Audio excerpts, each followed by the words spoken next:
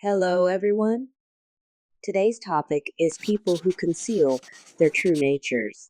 In early 2024, it was reported that Kirishima Satoshi, a member of a radical left wing group whose face had adorned wanted posters in Japan since the 1970s, had finally been found, although he passed away from terminal cancer shortly afterwards. On the 25th of January, 50 years since his alleged crimes, the dying Ushida Hiroshi confessed that he was actually Kirishima Satoshi. He made this revelation because, he said, he wanted to die under his real name. 4 days later, on the 29th, he passed away. For 50 years, he concealed his identity and lived under a false name in order to evade the authorities. Kirishima, however, is far from the only one. To a varying degree, all people actually go through life hiding their true selves. Every person has an authentic self and a public persona. The true, genuine nature of humanity that lies beneath the outer masks we wear is something that Buddhism teaches in detail on. The founder of Pure Land Shin Buddhism, Master Shinran, was deeply tormented by the realization that the self he showed to others did not align with who he really was, and he called himself a hypocrite for concealing his true nature. So today I'd like to delve into the topic of what Buddhism teaches on the difference between the authentic self and our public personas. I hope this will be useful for anyone who has noticed an incongruence between their genuine self and the self known by others, as well as for those who have found themselves wondering who they really are. Today, I will talk about the following 3 points. 1. The 3 karmas. 2. The heart and the mouth do not agree. 3. The mirror of Dharma.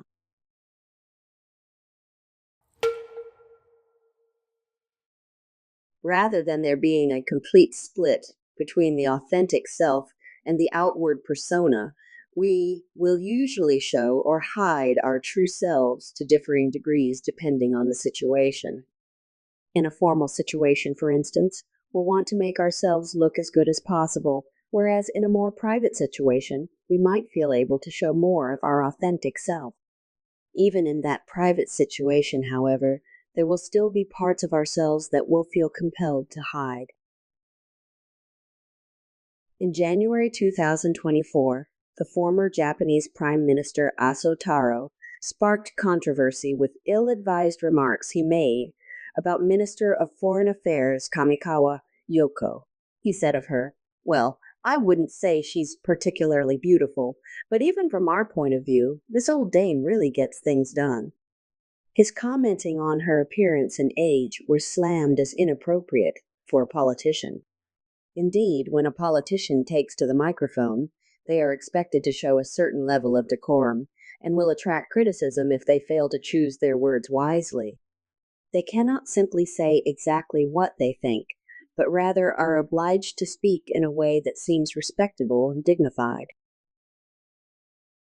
Of all situations, the national diet is one of the most formal, so watching how one speaks is considered very important there. Many verbal gaffes that end up being reported are actually made during informal gatherings for members of a particular party.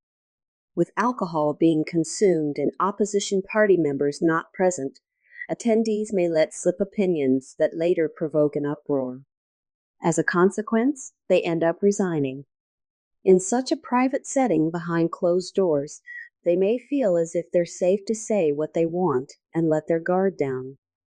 Aso's comments about Kamikawa were an example of him saying exactly what he was thinking out loud in public, not even trying to reserve such thoughts for a more private setting. Politicians who allow themselves to publicly make quips that one might usually, at best, only ever say in front of close family and friends make themselves a prime target for criticism. Frequent displays of such behavior show that the person is not fit to be a politician. Going beyond things we might reserve for friends and family, everyone has things they can't even tell their nearest and dearest about. This is our fully authentic self. Buddhism examines not just the self on display, but the very depths of our minds. People can see and hear what we say and do in public, but we are the only ones who know what we do when no one else is around.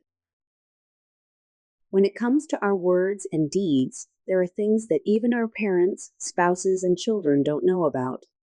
All the more so, they do not know what exactly is in our minds. Buddhism, however, examines our thoughts head on. Buddhism teaches that we do deeds, or karma, with the body, the mouth, and the mind. These three kinds of deeds are called the three karmas. Karma of the body means physical deeds. To be physically present to give or receive a lecture is just one example of karma of the body. Karma of the mouth means verbal deeds, so that includes me talking to you about Buddhism right now. Karma of the body and mouth are both perceivable by other people. Buddhism, however, places the greatest importance on karma of the mind, or our thoughts, which other people cannot see or hear. So rather than what we're saying or doing, Buddhism places the most importance on what we're thinking.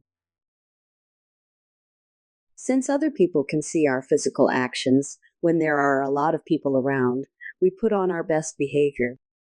However, when no one is looking, it's easy to give in to the temptation to slack off and do all sorts of other things we know we shouldn't do. Indeed, it is said that an idle brain is the devil's workshop. When people are around to judge us, we want them to judge us as good people, and so we try to do things to win their favor. But while they can judge our deeds of the body and mouth in this way, they cannot even see the deeds of our mind, and so they are unable to judge those. No one can look into our thoughts and announce to everyone what bad things we're thinking, because the contents of our mind are just not perceivable by others. This makes our mind a lawless area, where no one can police us for thinking what we want. Even so, Buddhism teaches that it is this ungoverned mind that shows our authentic self. It is, after all, the mind that puts the mouth and body into action. Therefore, it is the thoughts in our minds that really show us our genuine selves. Now, consider this. Do you think that, if it were possible, you could open up your mind to allow visitors to come in and look around whenever they wanted? Is there anyone who could do that? There are many documentaries that follow a person around for an entire day, showing them from the time they wake up until the time they go to bed. The camera might even be left rolling as the person sleeps. Just having a camera on you for a whole day like this would likely be nerve-wracking, even if you're told you can just go about your routine as you normally would. Still, if it's only for 24 hours, you could probably grit your teeth and get through it. But now imagine that someone placed a camera inside your mind and beamed your every thought onto people's TV screens for 24 hours. How would you feel about that? If that happened to me, I think I'd have to leave the country. Upon seeing into our minds like this, all our friends and family would surely be disgusted and abandon us. Since we are aware of this to some extent, generally we try to hide our deepest thoughts to ensure no one knows about them. Only a person with the virtue of a Buddha would likely be able to openly invite people to come and look around inside their mind without worry. That, or someone who hasn't taken an honest look at their own mind. Each of us has, in the depths of our minds, thoughts that we wouldn't want anyone to know about, however close they might be to us. It is this that exposes our true nature.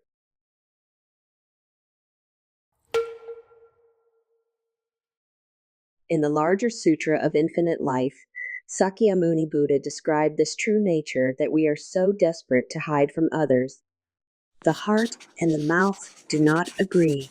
There is truth neither in what people say, nor in what they think. In other words, Sakyamuni Buddha was saying that what we think is different from what we say, and so both in our minds and our mouths, there are only lies. After all, If we said exactly what we were thinking all the time, people would get angry and leave us, so we sugarcoat our words. Instead of expressing our thoughts as is, we talk in a way that appeases other people. And so our thoughts and words are at odds with each other. Because of this, Sakyamuni said, there is no truth in what we say or in what we think. I personally first heard this quote when I was 18 years old. When I was in high school, I was in a tennis club, and for the 3 years I was in it as a substitute player, I'd worked really hard in hopes of finally becoming a regular. However, someone who had only been in the club for 2 years became a regular before I did. I was frustrated and jealous, but I knew this wasn't a nice way to be, so I didn't mention it or let it show on my face. I pushed it down and carried on. Even so, I hated him for becoming a regular before me, and since I knew that the more matches he won, the further away my own chances were becoming a regular, I secretly found myself wishing for him to lose. Outwardly, I'd cheer him on with everyone else and clap with them for each point he scored, yet inside I felt the opposite of supportive. When he lost, I'd pretend to be as disappointed as everyone else while actually feeling a smug sense of satisfaction.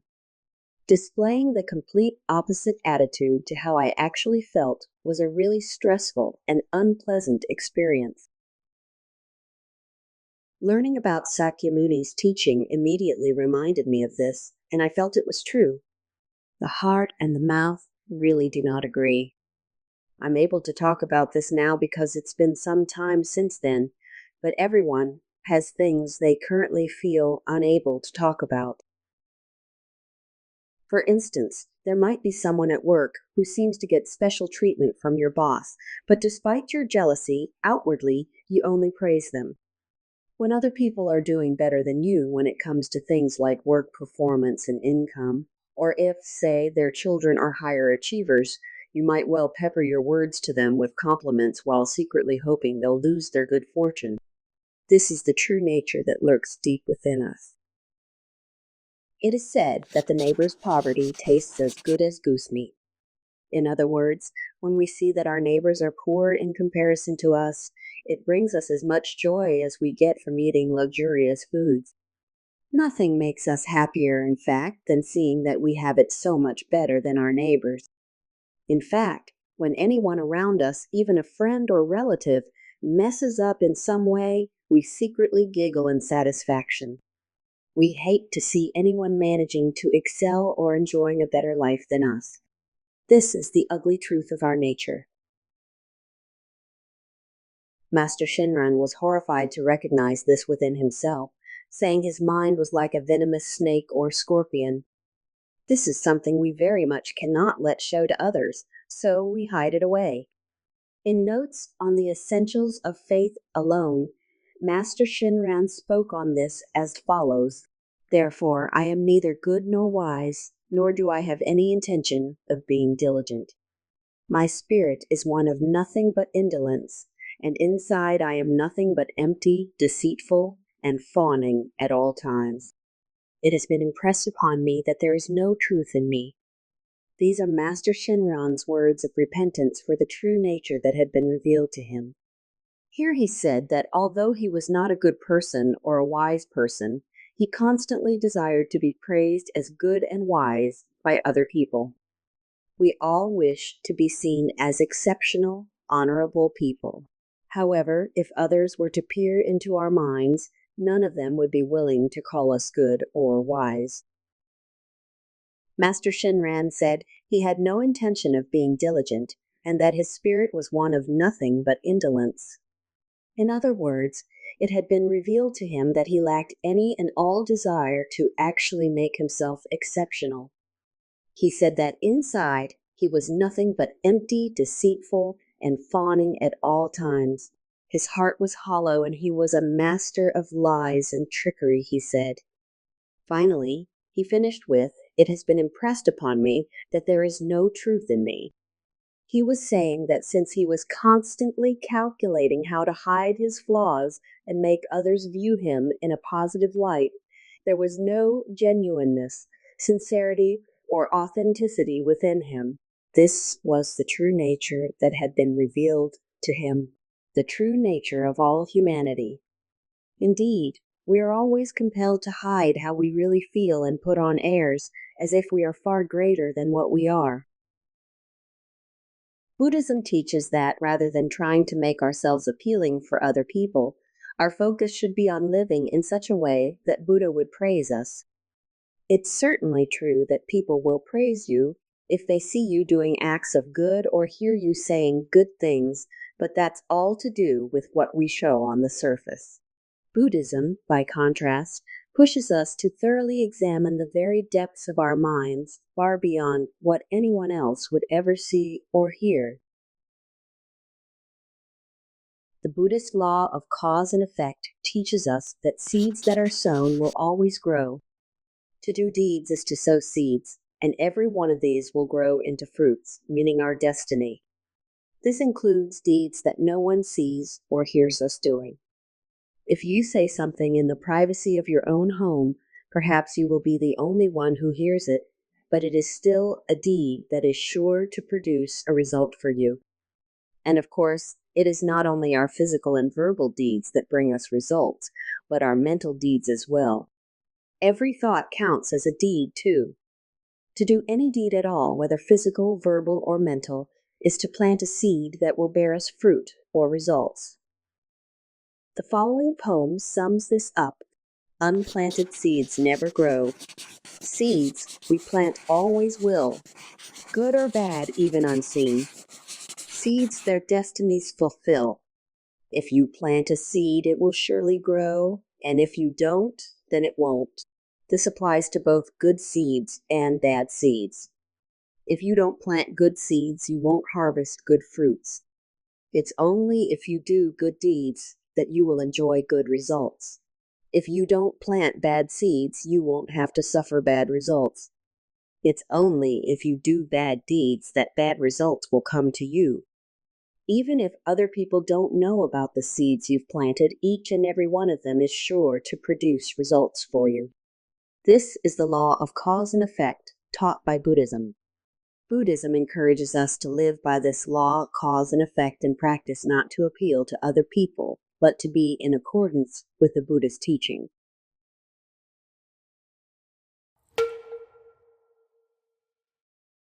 Before we learn the law of cause and effect, we quickly jump to blaming others for every bad thing that happens to us. I've had to suffer like this because he said that. This happened to me because she did that. We busy ourselves, flinging criticism every which way, gripped as we are by our instinct to pass the blame. Buddhism, however, urges us to purposely go against this instinct and instead examine our own deeds. That is because it is solely our own deeds that create our destiny, not others' deeds. Whether good or bad, it is our deeds that create our own fate, so it is our own deeds that we must look at. When we don't know this, we immediately point the finger at others' actions whenever something bad happens to us. Buddhism teaches that the first thing we should look to is our very own self. It is for this reason that Buddhism is called the Mirror of Dharma. Dharma is a Sanskrit word meaning truth, or in this context, just as it is. In other words, then the Mirror of Dharma is a mirror that shows us our true image just as it is, without distorting it. To listen to Buddhism is to move closer to this mirror, which at first is at a distance from us. When we're far away from the mirror, we can't see our true image at all. Peering at our reflection from some way away, we think, I look pretty cool. However, the closer we get to the mirror, the more wrinkles and other imperfections we can see, blemishes that we didn't even notice before gradually come into view. This means the unpleasant parts of our nature become more and more visible to us the closer we get to the mirror. The more we listen to Buddhism, the closer we will get to the mirror, and the more of our true nature we will see. The 10th century monk master Genshin expressed this in the following poem. All night long, I fervently pursued the Buddha's way, only to arrive at last at the depths of my heart. Throughout the night, Master Genshin listened intently to the Buddhist teachings, and in doing so, he gradually came to see his true nature in more and more depth. In just this way, the more we listen to Buddhism, the more we will see of our true nature that we couldn't see before. To listen to Buddhism is to move towards that reflection of our true nature after a lifetime of concealing our genuine selves. Once we are made to see the darkness that lies within us, it will become clear to us that the only thing that can save us is the power of Amida Buddha. Upon deeply and honestly examining the true self in accordance with the Buddhist teachings, even those who had only ever thought of Buddhism as being about disciplining the self in order to reach enlightenment will come to see how impossible it is for us to achieve such a thing through our own practices, and wish to hear about the salvation that Amida provides precisely for such beings. Then they will rejoice in awe at their great fortune at having been able to encounter the vow of Amida. The song of Pure Land Shin Buddhism begins thus. How fortunate I am to have encountered Buddhism, which is so profound. Words aren't enough to express the joy that fills my heart. This first verse expresses the immense joy one will feel at having encountered the extraordinarily profound vow of Amida Buddha, the salvation that he created precisely for us, after having fully perceived our frightful true nature. This is a kind of happiness that never changes, no matter what should happen. To what could one compare such astounding, transcendent joy? Indeed, the more you listen to Buddhism and progress along the path towards the Mirror of Dharma, the more you will rejoice at having encountered Buddhism. However, in the process of moving along this path, you will find that doubts start to arise within you regarding Amida's vow. Is Amida Buddha really capable of saving someone like me? Surely, I am beyond salvation even by Amida. In fact, the more you progress, the stronger these doubts will become.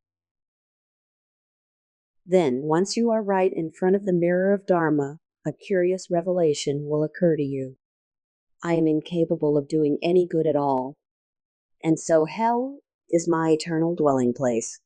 These are Master Shinran's words expressing the clear and unambiguous revelation that he was indeed a being who was unable to do even a single act of good and so could never be saved from eternal suffering. In other words, he was startled to realize that he was the very kind of being that Amida had promised to save exactly as is.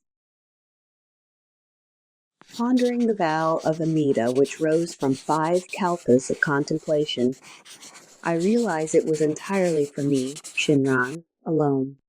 Master Shinran marveled.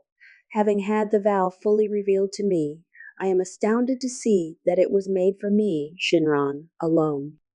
Amida made his vow precisely to save a being as unsavable as me. Before, Master Shinran had doubted that Amida could save a being who had such a heinous true nature, but now, in an ichi nen, the shortest possible unit of time, all his doubts had been severed by the sharp sword of Namu Amida Butsu. The moment when you attain true happiness, as well as the clear knowledge that Amida's vow was for me alone, is called the settlement of faith. At this point, your true nature is revealed to you in full clarity, and you know without a single doubt that the purpose of Buddhism is to provide salvation to precisely the likes of you. Today, I talked about our authentic self and outward personas. Buddhism pushes us to closely examine our true nature and teaches that it is precisely such beings as us that Amida vowed to save, exactly as we are. On this channel, I explain the teachings of Buddhism, specifically as taught by Master Shinran, since I specialize in Pure Land Shin Buddhism. If that sounds interesting to you, then I would be delighted if you would subscribe to my channel. Thank you for watching today's video.